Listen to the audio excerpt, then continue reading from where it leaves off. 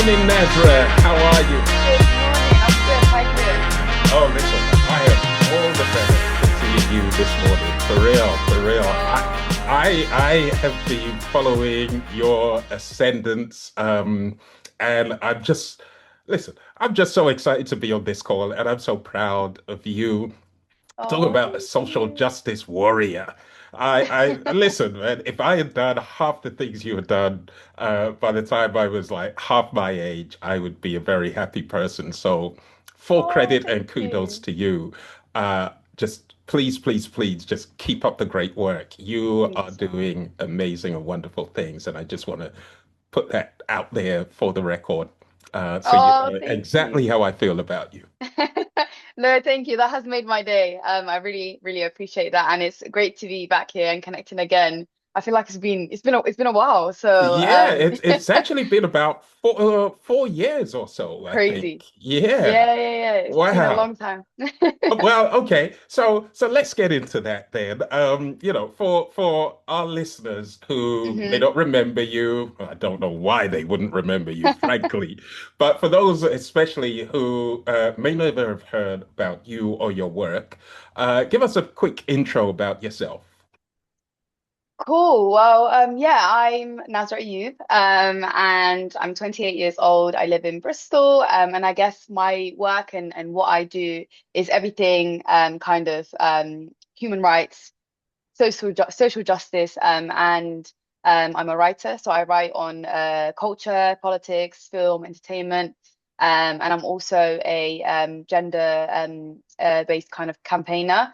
And I'm also working at Global Fund for Children as a program officer, so all things young people, youth-led programs, currently focusing on racial justice and Black and racially minoritized communities and resourcing them. But yeah, kind of a lot of my work is around kind of focusing on empowering young people, engaging them in philanthropy, and also just getting them engaged in their communities and social action and all those things there. You see what I mean, listeners? I was just about able to roll out of bed at the age of 28, and Nazareth is already just like dominating the world and bringing such goodness and richness into it. And in particular, I love your work because it is focused on equity, like rebalancing our Absolutely. communities so that nobody is left behind. And that is the spirit of our sessions for Black Philanthropy Month this month of hmm August.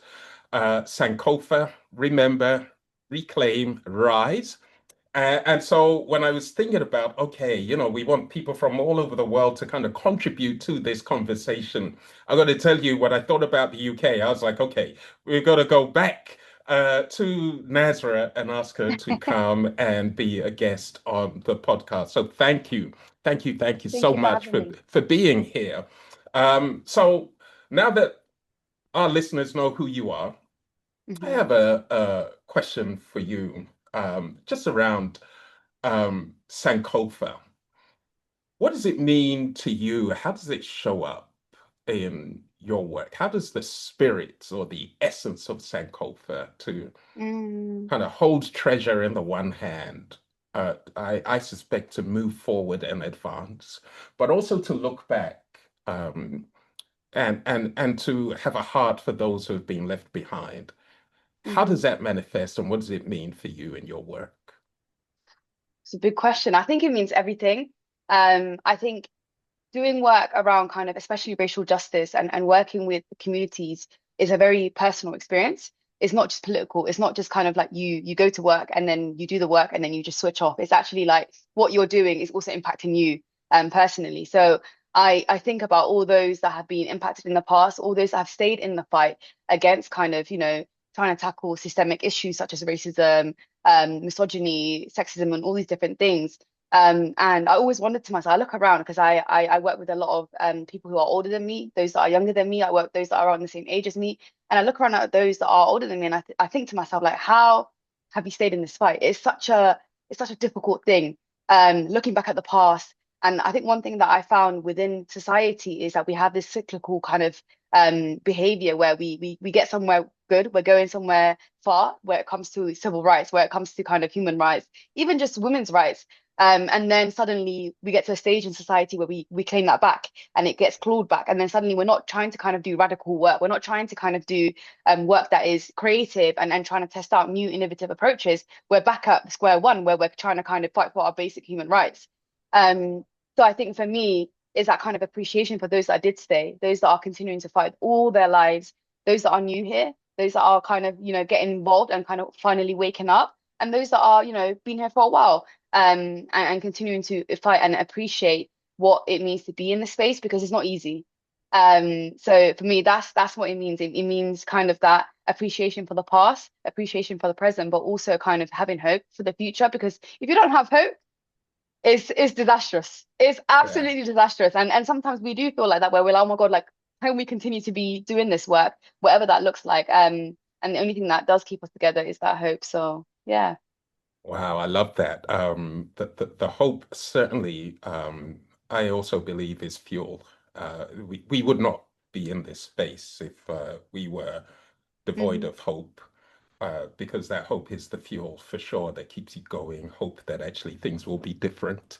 Hope that there are others who care as passionately as you do, Hmm. and hope that collectively, actually, that we can make a difference.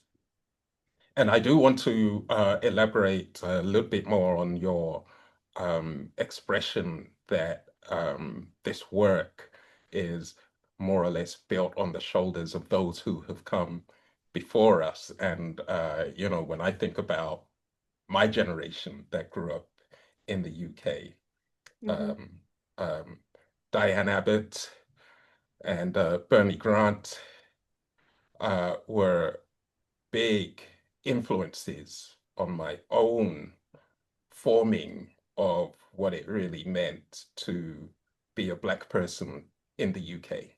They were Hmm. those voices, they were those pioneers, they were the people who really fought to give voice to Black people when actually the political voice of Black people was more or less silenced. And I must give a shout out also to Darcus Howe, um, uh, maybe my favorite Black radical of all time, because he just didn't stop at all Hmm. Hmm. expressing what he believed to be the importance of Black rights and equity. So we do have that heritage. And I Hmm. think that that is such an important connection. This passion that you have did not spring just from nowhere. It is historic. It's Hmm. generational going back, and I think it will be generational going forward. But you're right, also. I think the other expression you shared is that it feels like we're pressing the reset button every time. And that makes the work a lot harder because, it's like two steps forward, one step back.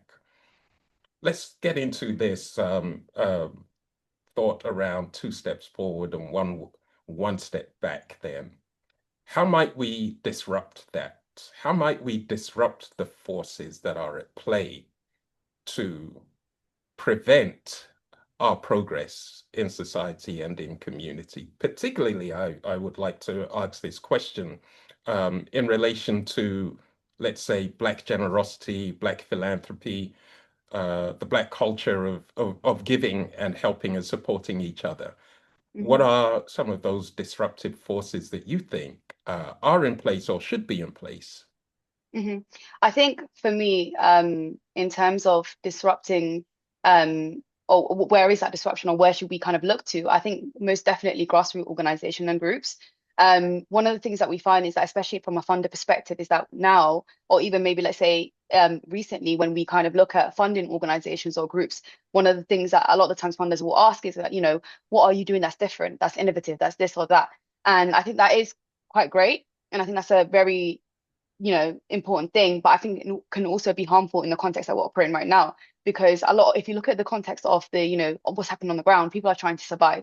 People are trying to kind of do the basic work. And I think for me is funneling resources to those groups that are doing that work, that are continuing to have the conversations, that are continuing to fight is the first thing. I think the second thing is building collective power and mobilizing people. And I think all of us can have a hand in that and trying to bring groups and communities together to be able to have a bigger and louder voice. I think that's very, very important. And then I think finding allies in places where there's power. So whether that's in the government, whether that's in when it comes to kind of, I guess, capital, when it comes to finances, when it comes to resources, thinking about who can we kind of connect with that are having those power and can bring them in to kind of support whatever work that is what we're doing. I think, yeah, I think that's what I would say. I think it's difficult because I'm in a two mind at the moment where I'm like, okay, one side of me is like, we need to support groups to survive. People are struggling to breathe. We have a cost of living crisis, like racism is up, anti-migration, anti-asylum seekers, anti-refugee, hatred is up. People are struggling to make ends meet. And I think in that space it's very important to understand, okay, what can we do with the parameters that we have and how can we push past that? And what do we need to do as those with resources, with funding, with kind of, I don't know, Black generosity and whatever it is, what can we do to support those people? And we need to listen. I think that's the most important thing.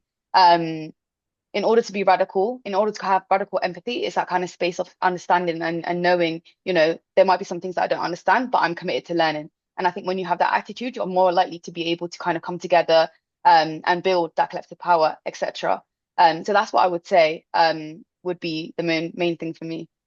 Wow, there's a lot there. There's I mean, and I'm serious. I think I was speaking with a friend who was on the podcast yesterday or day before, and we landed on this fact that there was a lot of work that needed to be done Mhm. in our communities. And her thought was that, well, that means we need more people. And I thought, well, Mm. yeah, of course, more people, more hands make light work of things, right? So how does that translate to you on the ground? Uh how is the Black community in the UK at this time organizing and mobilizing towards justice, towards Mhm. generosity, towards equity, towards the Mhm. resistance of trying to silence us and erase our presence in the country. I think Black people, especially in the UK, and Black groups are in all kind of institutional spaces of society. If you look at kind of medical racism, you have groups that are working towards, tackling medical racism within the Right. NHS. If you look at the legal space, you can find Black communities, Black groups that are coming together to try and dismantle the racism and the harms that the criminal justice system are causing, whilst also supporting those that are being impacted by it. If we look at it within the sports space, it's the same thing. And I think for me is that that's how it shows up. I think where the problem is, and I keep finding, especially with the work that we do in the Phoenix Way, is the type of resources that are handed to these communities, the amount of resources that are handed to these communities. Because I think sometimes there's this kind of assumption that, oh, Black communities need more kind of like help on knowing how to do things. But actually, I don't think I would disagree with that. I think for me, it's more so they need more kind of resources and not have systems set up against them that are, setting them up to fail. If you look at kind of when funding is given to Black groups, Black communities, it comes with a lot of restrictions. It comes with a lot of, oh, you can have it for 1 year, but they want to see something extraordinary. And it's like, if there's not sustainability that comes with what we are trying to come to Black communities and Black groups with, it's not going to work or it's not going to be creating long-term change. So I think that's what I would say. I think in the UK especially, there are so many incredible Black groups that are doing incredible work in all kind of fabrics of society. And even we see that with the Phoenix Way. So the Phoenix Way is Yes. focused on funding Black and racialized community groups and also helping and supporting kind of building infrastructure and all those things there. Now, we are constantly oversubscribed when we kind of put funding calls out. And one of the things that we do think about is how do we reduce harm? Because it's hard, especially again with the cost of living crisis. But one of the things that we find is that when these groups are asking us, what can we do to have a better application? What can we do to get through to get these funding? And we're like, the problem isn't you guys. The problem is we don't have enough funding. Yeah. Like it's like three, Mhm. 4 times the amount of funding that's been requested compared to what we have in the pot. So I think for me, it's that kind of that assumption that, Black communities need something extraordinary. No, no, no, no. They're doing the work already with half the amount of resources. Yeah. Yeah. So yeah, just something that yeah. stresses me out sometimes. Oh, listen, and understandably so. Um, I often think that the range and the depth and the complexity of needs in our communities are quite high, right? And often when I speak with philanthropic organizations, I'm often just say to them, listen, just put the money down, you know, Mhm, just put the money down. And that requires a number of approaches, I think. Number one, you've got to be in it for at least the medium or long term. Number two, you've got to reduce those barriers. Number three, you've got to increase your ability to trust your philanthropic investment. And absolutely. number four, you've got to be willing to listen and learn from those communities because they actually hold expertise. They are the Hmm. experts, right? If you knew how to solve this issue, I'm sure you'd be doing it. And if the issue was easy, I'm sure it would no longer exist to solve. Hmm. And so I often am frustrated by the fact that so many funding organizations do raise these very restrictive application processes that actually defeat the purpose of the essence of the investment. Because by the Hmm. time I've hired a fundraiser to understand the language that a funder has and then paid that fundraiser perhaps to help me and then submitted the application, and to your point, you're four times oversubscribed, and I don't get a positive result, that's a tremendous investment of resource in my small grassroots organization. So I Hmm. think the onus has to be on funders, and we must put this messaging out there. Make the funding accessible and let it be trust driven, Hmm. Hmm. right? And so I do see some organizations adopting that model, but this isn't the question that I'm leading up to. Um, and kudos to the Phoenix Way as well for flattening some barriers that are out there for Hmm. access. And I'd love for you to speak more around what the Phoenix Way needs really to amplify its work. And perhaps it's in the context of this question. I'm really interested to know how the Black community is rallying around um, uh, philanthropy and generosity and giving. What are you seeing in our communities? Hmm. Yeah, I think what I'm seeing most definitely is kind of what Black communities are doing and Black people, I would say, especially those again with resources, is kind of creating their own spaces of kind of, I don't know, funds or accelerators, etc., for specifically other Black communities and Black communities in the UK. Mm, However, will I say that we need more of this that is kind of outside of focused on, let's say, for example, entertainment such as music, etc., or focused outside of education. Education is very important, but I'm saying we need more outside of these kind of spheres. yeah. And the last one I would also say sports.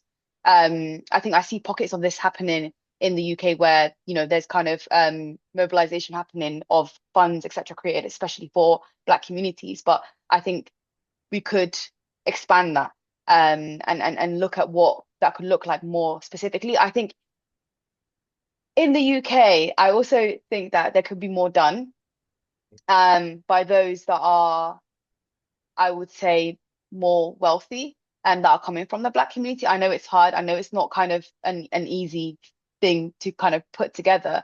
But I think there's something there about how we could mobilize for our own communities, firstly, how we could resource our own communities and how we could be doing things differently. And just say, you know what, we want to we're tired of kind of being having these restrictions on us. We're tired of having these kind of stereotypes, etc. We're gonna go and do our own thing. And then if you guys want to join us, that would be great. But I think right now where I see the UK landscape is still stuck at, and I understand why, is that lobbying the funders that already exist. That's what I see. Yes. Um, and I think that's going to take a long time to come into fruition, hopefully. So I Yeah. think about how can we do that differently and who can we like how I think that's even though I spoke about innovation and I spoke about how I think that we should, we're surviving right now and we shouldn't Yeah. focus too heavily on innovation. I think what the UK misses, and please no one kill me for this, I think it misses a lot of innovation and lacks innovation when it comes to how we fund and how the Black community can be mobilized to support, you know, Black groups and Black local communities. I think we lack that. And I think one of the things I always used to say, especially in the UK philanthropy space, is that what can we learn from the international community? What are they Yeah. doing? Where can we get Mhm. inspired to try and do Mhm. things differently and bring that over here in the UK? But yeah, I think we've got a while to go before we even step into that. We do, and excuse me. I actually feel that this is an important foundation. Hmm. I feel personally that it is the beginning of our ability to organize and mobilize. Because what are we organizing and mobilizing towards? Yes, it's to the issue, and yes, we are giving our time, but actually to the point that you made very early in our conversation, there's a lot of hardship out there.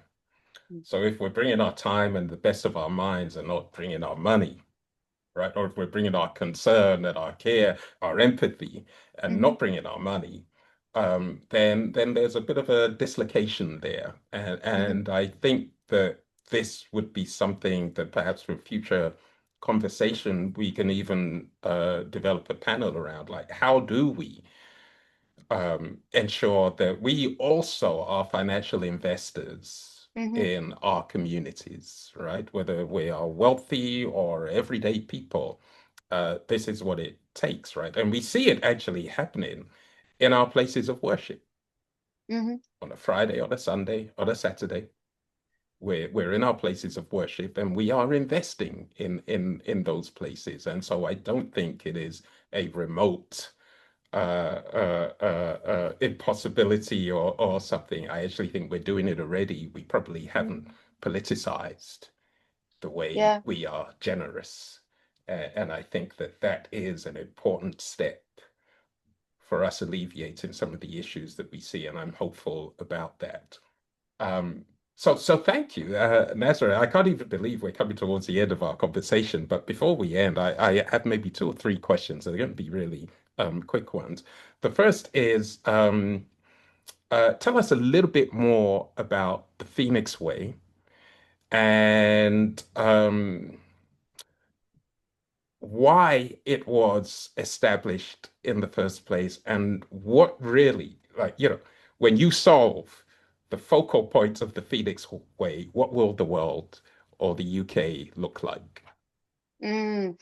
So okay, so the Phoenix Way started out in during COVID. So during the COVID-19 pandemic, there was a recognition that Black and racially minoritized communities in the UK were not having funding distributed to them. And beyond that, it was that we saw that a lot of these groups were shutting down because, funding was nowhere to be found. So community leaders came together with the National Lottery Community Fund and decided to commit 1 million as an emergency kind of funding to these groups. And it was a very, very simple application, very kind of straightforward, very quick turnaround. And what we found was that, again, the need was greater than the amount of money that we had. So there was a second kind of funding kind of distributed of another 1 million in order to kind of try and alleviate some of this kind of lack of funding. And then there was another recognition that actually this is a bigger project and there's a bigger picture here than actually just giving emergency funding. We need to actually think about how, like, what does this look like? So what that led to was a the Phoenix Way being birthed. And the whole point of Phoenix Way is to have kind of regional infrastructure and to have regional leads that are coming together to kind of be part of a more flatter structure when it comes to how we distribute funding across regions, but also how does funding reach Black and racially minoritized communities? And then lastly, how do we then support these groups as they are kind of, growing and doing the work that they're doing to ensure some form of sustainability. So over the last 2 years, we've given out 5.2 million pounds and over Wow. 138 grants to Black and racial minoritized organizations across England and Wales. Yeah, yeah, I'm yeah. It's clapping been for you right now, in case it our was listeners can't see. and thank you. But yeah, it's been a whole lot of work and a lot of learnings. And again, I think one of the most biggest pain points of that journey is firstly kind of navigating this funding space as a collective of Black and racial minoritized people, because there's so many of us coming from different lived experiences and different walks of life, different ages, and coming together to kind of do this racial justice work, but beyond that, fund Black and racial minoritized communities. And that involves engaging with funders that are maybe not familiar with what this kind of work entails, what it looks like, but also funders that may sometimes have harsher restrictions, but beyond that, also have kind of a bit more of a risk averse approach when trying to fund these communities. So that's basically how the Phoenix Way started out. And now, a kind of the vision for the Phoenix Way, I would say, is to continue to build infrastructure in these regions, especially regions that are kind of outside of London, because we know that a lot of philanthropic money does not go into these regions as much as it does maybe London. And yeah, so that's kind of one of the biggest aims of the Phoenix Way. And then beyond that, also to do that racial justice work, but in regards to the philanthropy space. So kind of looking at the UK funder space and kind of, I guess, reframe and reworking what and how we should fund and how we should kind of have an anti-racist grant making approach, how we should think about what racial justice is in these spaces, and then beyond that, how these organizations can become anti-racist or work towards becoming anti-racist. And then yeah, lastly, just keep continuing to resource Black and racial minoritized communities. So I think the whole point of this fund and the Phoenix Way is for Black and racial minoritized communities by racial Black and racial minoritized communities. So all of the funding rounds that we've done have community panels. It's not made decisions by one person. It's made by individuals from the communities, as well as even the design process. But when we design criteria and the application form, everything is done with the community. And the whole point of it is to kind of not be far removed from those that we are seeking to serve. And that's what the Phoenix Way, in short or in long, tries to do. Wow, I'm so impressed. Gosh, I really am. I'm so impressed, so proud, so happy.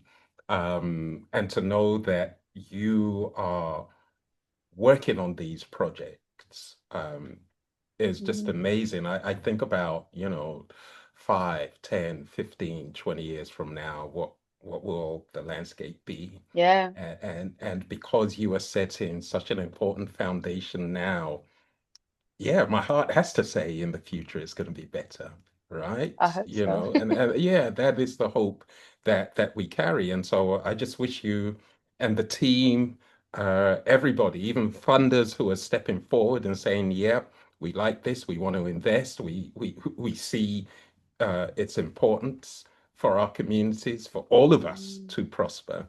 I want to just commend you and everyone on that thank front, you. and thank you for sharing.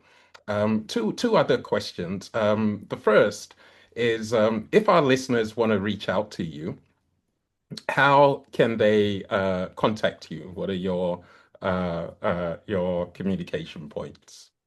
Yeah, my email is my work, as in if you were trying to reach out to me about Global Fund for Children, etc.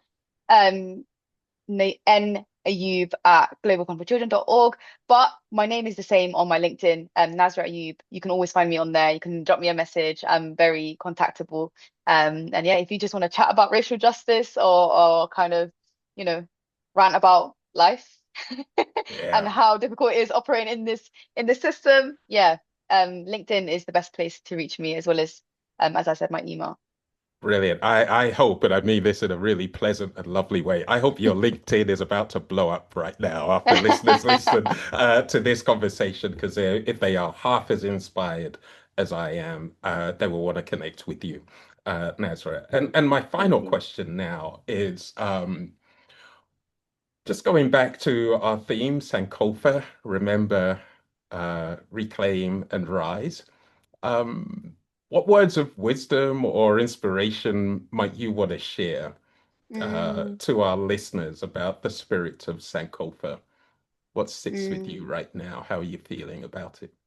Yeah, you know what? I think one thing I will say is that, as we know all know, and I've said multiple times, it's difficult right now, in terms of everybody. And I think when we think about making change, sometimes that's difficult to also remember where what our journeys were, and what it took to get to even this point right now. But beyond that, I think the most important thing is think about the micro change that you're making. That's what keeps me going. Think about the micro communities that in your area, in your region, and the work and the impact that you're doing there, and hold on to that, because changing the life of one person, changing the lives of a few, changing the mindsets and the hearts of anybody will always, always, always be important, just as much as the big, grand, public changes that we're making. So hold on to that. And the other thing that I'll say, and I always say this to the young people I work with, and just everybody and anyone that will hear me, take care of your health. One thing that we don't speak about enough in this space when we do this work is health, and how working in something that is personal as well as political, no matter what it looks like, can have a massive impact on your health. It can have a massive impact on your immune system. And I think a lot of us, especially as the Black community, we carry a lot of trauma, whether that's from our lives and what we see, etc. So one thing I would say is think about, what does joy look like for you? And what does rest look like for you? I think rest is radical and it's important now more than ever. And yeah, just take care of your health, go to the doctors, get your blood test, take your vitamins, and rest, because it's important, and we need all of you, and we need ourselves. What's the point in doing any of this work if we're not well? So yeah, that's what I would say. That's my most important line that I will always tell everybody: take care of your health. It's the most important thing. Wow. Thank you. Nasra Ayub, radical empathist, campaigner, advocate, activist, Hmm. philanthropist, Hmm. equity champion, Exactly. Period. all round brilliant person. Thank you Oh, thank you. for coming onto the Giving Black podcast and brightening up our day and sharing such powerful messages of inspiration. Thank you so much for having me. It's been amazing. Thank you.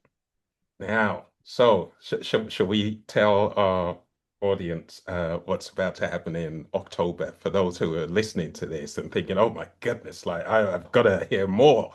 Well, you will hear more from Nasra because she's going to be a guest on the Giving Black conference, which is happening on October the 9th, 2025. So stay tuned. We'll be sending out promotionals about that and sharing more information.